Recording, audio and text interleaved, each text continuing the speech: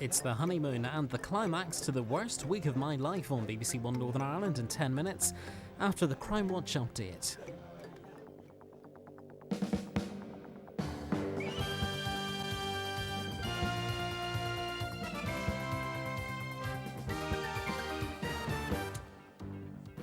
Welcome to the update with what I think is a Crimewatch first, an arrest within 10 minutes of an appeal. We'll tell you about that in a moment, but first, that £1 million heist near Heathrow Airport.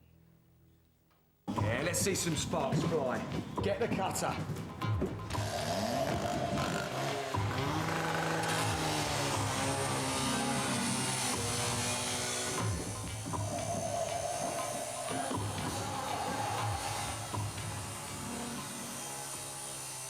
Not the sort of job, Jill, that we expected a lot of calls from, but you've had some quite interesting ones. Yeah, we've had quite a lot of calls telling us where the mobile phones may have gone to. What we really want is for people to call in with the names of the 5 people that were involved in the robbery. Now, it's most unlikely that if someone's close to them, they're going to call in tonight, for obvious reasons, but they are going to be very, very tempted by that reward. Yes, I mean, £50,000 is a lot of money, and I would hope that, you know, these people can call into Crime Stoppers anonymously and give us that information that we need. OK, 0800 555 111. Fiona. Now, the shooting of a club doorman in Islington, North London. Who fired 2 shots into his back? Well, we know some drunks refused entry by him at the Elbow Room Club, threatened to come back and kill him. One of them did, and there's the one who fired the shots running away. Penny Banham, you're pretty sure that these 3 people are local. What kind of information have you had on them? Had a couple of calls giving us names for the gunman. We haven't had a lot of information regarding the other 2, so we would really like more calls regarding the identity of all 3, but in particular gunman. And what about the revolver that was used? Have you had any information on that at all? Haven't had any information regarding the gun itself.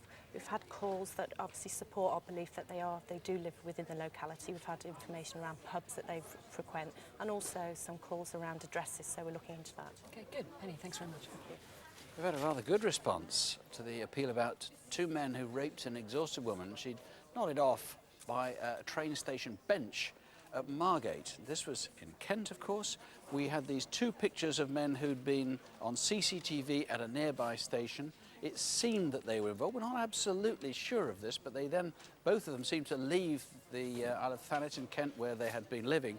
We've had one of them spotted, it seems, about as far away as you can get, in Scotland, partly in East Lothian, but we've had another group of calls coming from Inverness. So obviously they're being chased right at the moment. A 14-year-old girl was being sexually groomed by a suspected paedophile, but before his trial, there was a campaign of intimidation against the girl's family. So what's this all about, then? Keep still and be quiet. Be quiet. I want to talk to you about Brian. He hasn't done anything wrong. All this trouble he's in is because of your daughter. If you don't do what we say, you won't see Emily again. Well, Andy, a very nasty and threatening pair. And just in the last few minutes, you've had a really strong lead, haven't you? Yes, we have. We had some quality calls tonight, Fiona. One I'm very excited about. A call has come in with 2 names of the offenders. They're 100% sure. Officers back at Worcester are researching it as we speak. We also got some information, we didn't show in the reconstruction, but we talked in the interview about someone who rang the woman after this pair had left and threatened her all over again.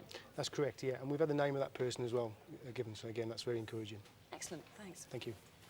We think that these were dropped by a man who tried to rape a prostitute. She'd refused sex without a condom. He then really assaulted her rather badly.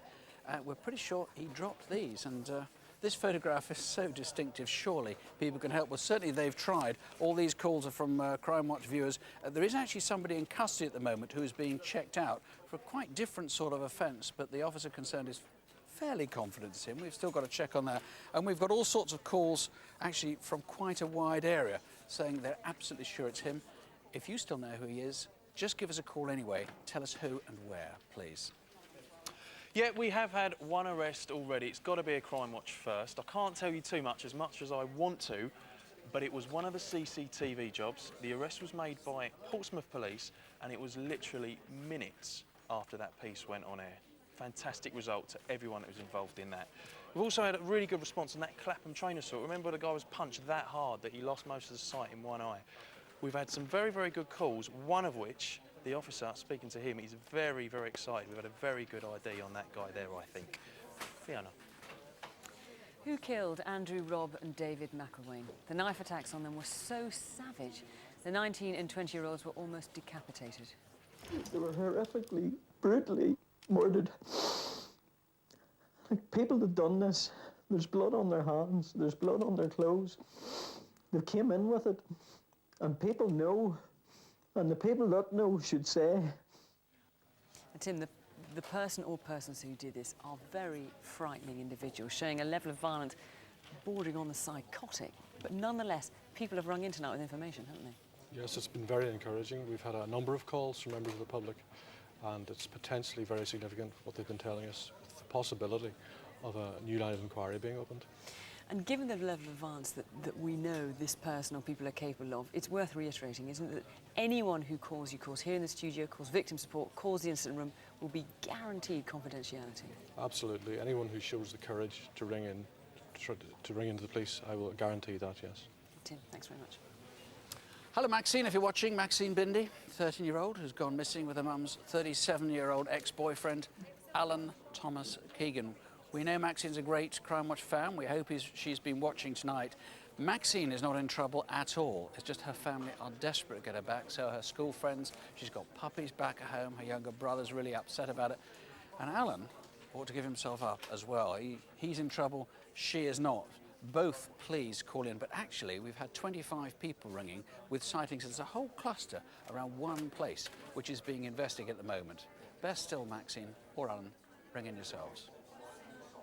Next, we show CCTV footage of a rapist who took his victim from Brighton to Crawley in a silver Saab. Now, over a dozen people have suggested the same nickname for this man.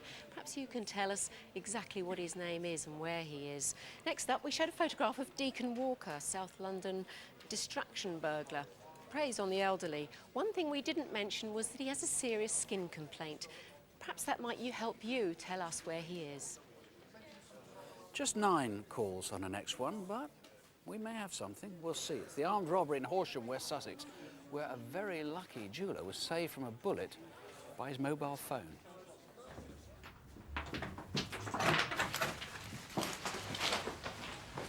Call the police.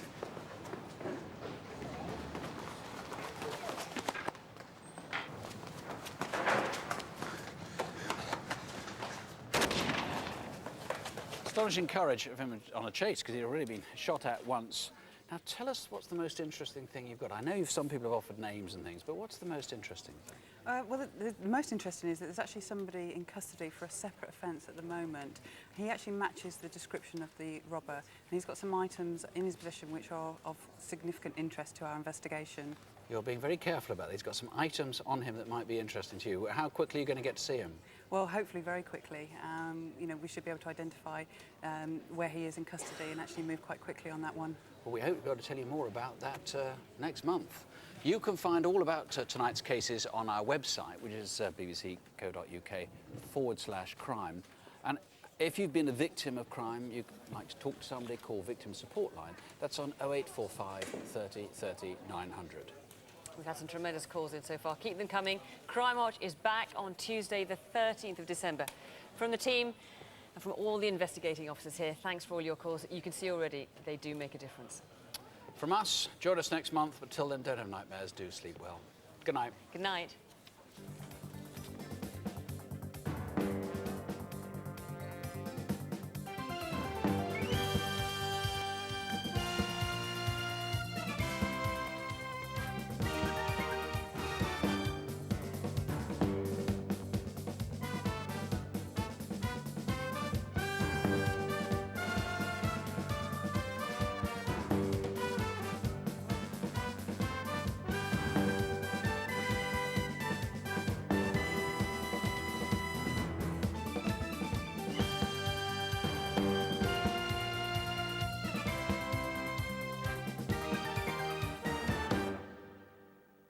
What kind of man is it who doesn't feel humiliated?